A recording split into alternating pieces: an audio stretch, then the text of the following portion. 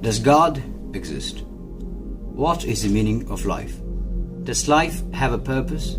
If so, what is it? What happens after we die?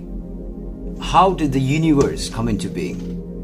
What happened before the Big Bang? These are some of the most asked questions in the world.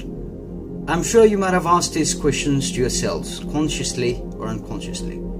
Just like any other topic, there are two contrasting answers to all these questions in the world of philosophy and theology. The debate seems like it has been going on forever, but it's pretty clear which side has the most reasonable, rational, perfectly precise and clear-cut arguments. If you follow the works of Dr. William Lane Craig or Professor John Lennox, you'll be very familiar with the arguments that support the existence of God, such as the fine-tuning argument or the Kalam cosmological argument, etc. Even though we have many such credible arguments that have stood the opposition of world-renowned atheists like Dr. Richard Dawkins, Dr. Sam Harris and Christopher Hitchens. Even though we have many such credible arguments, even though we have many proofs and evidences, it's still astonishing to see atheists who do not believe in God. It's still astonishing to see people who do not accept the existence of God. So let's take a different route. I would like to ask you some questions. Now, please do not misunderstand me. I'm not trying to preach or I'm not trying to convert your religion, but I'm just sharing some astoundingly amazing thoughts, alright? Let's start. Rather than debating the existence of God, let me give you the opportunity to deny the existence of God. Alright, for argument's sake, let's just say God does not exist. God is merely a figment of human imagination, a mere illusion, alright? Just like Sigmund Freud used to say. Now let me ask you some questions. For the sake of building these questions, let's go back 1,400 years ago. Now, remember, 1,400 years from now is a time when there was no scientific development, a time when people had very little idea about how the universe worked, a time when the society lived in a very primitive state, a time when there wasn't a speck of technological development. Now let's imagine a man, alright? A simple man living a simple life in a simple village, in the middle of a desert, in Middle Eastern part of the world. A man who did not know how to read and write, like most people at that time. A man who spent his entire life raising livestock and trading goods. A man who had no idea whatsoever about anything even related to science. Alright? Now let's imagine the simple guy suddenly comes up with a book, somehow. But this book is not like any other book. It contains mind-blowing scientific facts that were only discovered recently in the 21st century, like the development of the human embryo to how the universe began. This book contains historical records of many past civilizations that could only be known with years and years of historical and anthropological research. This book is composed with such a superior poetical structure that strategically uses all rhetoric devices in the world of poetry, in the world of literature, that no man could ever write something that even came close, and believe me, many tried and failed. This book has a really perfect mathematical symmetry. If I told you all these, would you believe me? Does it seem believable? I can almost feel your frustration because your mind is buzzing with questions. How could a human being who lived 1,400 years ago, a person who was illetteral, a person who did not know how to read and write, a person living in the barren deserts of Arabia, know all this scientific information?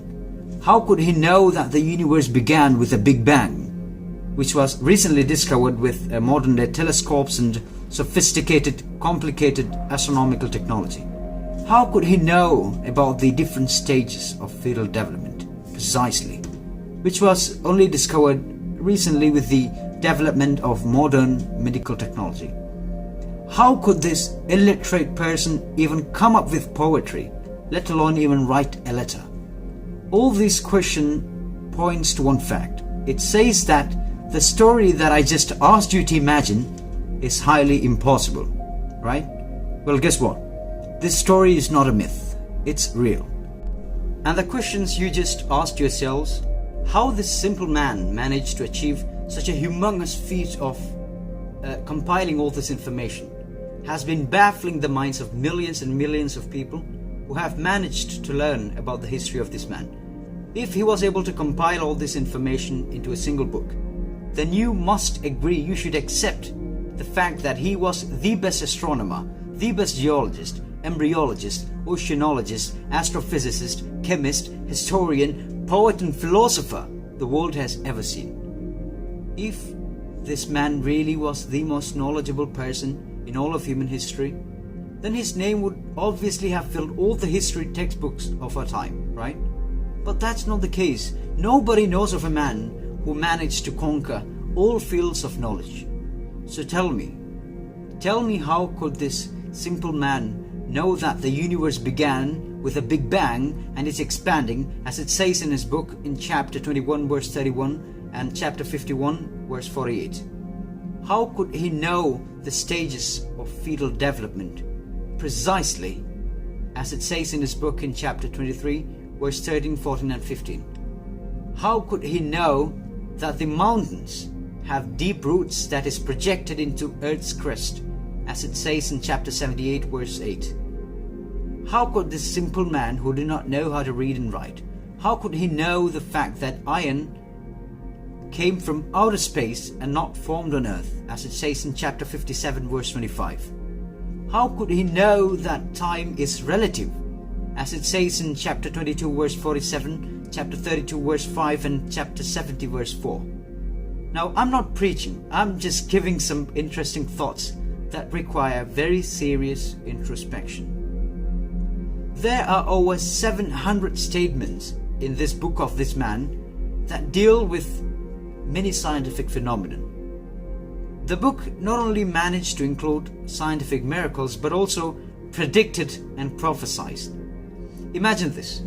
Imagine if I told you that Somalia, which is a very small country in Africa, a small underdeveloped country, is going to defeat the United States of America, which is one of the most strongest nations on the planet, which is one of the most developed nations on earth.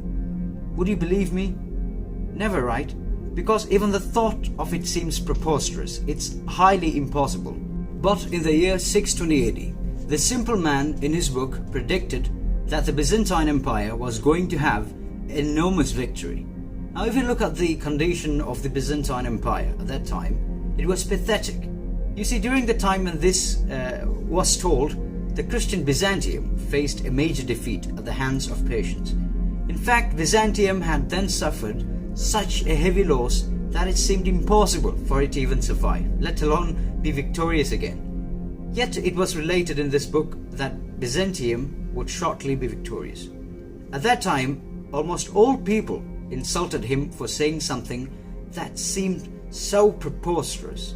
Just like I told you earlier, that Somalia was going to defeat the United States of America, because it seemed so impossible. But in December 627 AD, that is 7 years after the man said that the Byzantine Empire was going to be victorious, a decisive battle between the Byzantium and the Persian Empire was fought at a place called as Nineveh. And this time the Byzantine army unexpectedly defeated the Persians. Even though it was deemed impossible, even though it seemed impossible, it happened. A few months later, the victory was so huge that the Persians had to make an agreement with Byzantium, which obliged them to return the territories they had taken from the Byzantine Empire. The miraculous statements in the book doesn't end here. There are many more verses that has baffled the entire mankind throughout history who have looked into it. The book is none other than the Holy Quran, and the man is none other than the Prophet Muhammad, peace be upon him. Now let me ask you again, how could he know all this information? It is impossible for this information to have been known with the level of knowledge and technology of those days. How could he know the secrets of the universe? This points towards only one rational and logical explanation. The information was relayed from some higher power that created the universe, right? Because it seems impossible for anyone other than the creator to know all this information. Just like a watchmaker knows the working mechanisms of a watch, it's only the creator of the universe that could have known the underlying mechanisms that govern the universe. Sure, you can deny the existence of God using all your baseless arguments, but you cannot deny the existence of this man, Prophet Muhammad. Just like Muhammad Iqbal, a great Eastern philosopher, once said, sure, you can deny God, but how do you deny Muhammad, peace be upon him? There is no running away from this. It's clear that he could never have known all this astounding scientific and historical information himself. It points towards only one possibility, and you know what I'm talking about. It points towards the fact that this man was communicated by some higher power. Doesn't matter how hard the atheists try to cover it up, there is no rational alternative explanation for this. So all I ask you to do, doesn't matter who you are, doesn't matter what your intellectual background is, doesn't matter what you believe in at the moment. All I ask you to do is learn, think, and relearn.